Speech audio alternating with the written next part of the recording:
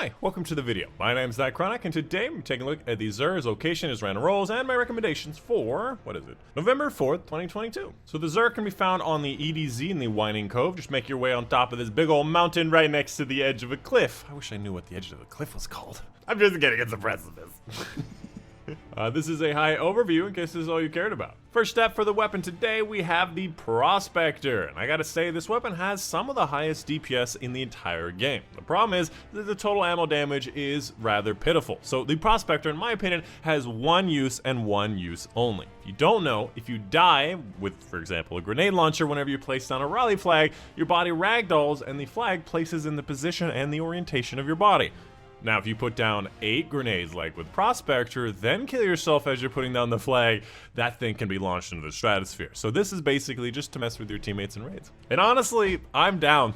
Every weapon has to have a purpose.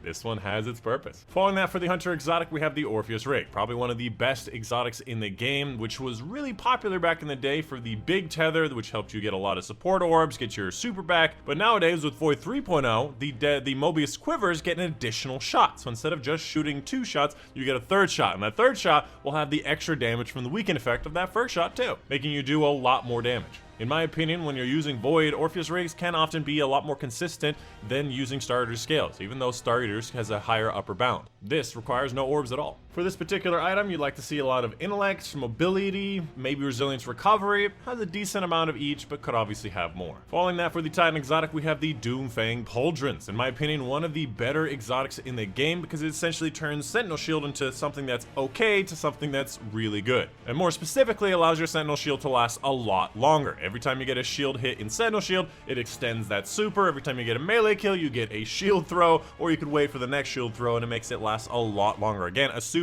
that has the built-in banner shield for your teammates, has the defense, you can spawn orbs, you can have a ranged option, you can have melee options. It's a great super, and this makes it last a lot longer. Very fun exotic as well. As far as the role goes, I guess you'd like to see a lot of intellect, recovering resilience, and it has none of those and everything else. So not the best role, but who knows? Maybe this distribution fits with your build. And following that, we have the Warlock exotic known as Crown of Tempest. And with Arc 3.0, this is probably going to be one of the better options with Arc 3.0, although obviously Arc 3.0 does suffer from a number of different reasons. Currently, the fact that I have to wear a mask for the candy, but other than that, it's really good. Essentially, all the Arc ability and Jolt Final Blows increase the recharge rate of your Arc abilities and extend the duration of Storm Trance. Keep in mind, Storm Trance is the tickle fingers, does not include Chaos Reach, which is the one thing where I'm like, I wish it included Chaos Reach. As far as the role goes, with this exotic, I guess you'd like to see a lot of ability stuff, maybe super stuff, and then for Warlocks, yeah, a lot of recovery. So decent, but could be better. After that, let's take a look at the legendary weapons. A 340 called the Nile Pulse and Eye of the Storm. Other than that, good range options, but could definitely be better in 3rd and 4th. Following that, we have Grid Skipper, probably one of the best 540 pulses in the game. It has high impact reserves, heating up, has high caliber rounds. I'd like to see maybe a chambered compensator for the recoil direction here, but more range stuff. This is a pretty good role for the Grid Skipper. Could obviously be better. After that, we have the Icalis SMG, which is Pulse and Surrounded. I believe Surrounded is one of the better items you can have here, although, ooh, range, and if this was range, this would be a pretty good role. After that, we have the Timeless Vertex, firmly planted elemental capacitor on an adaptive frame.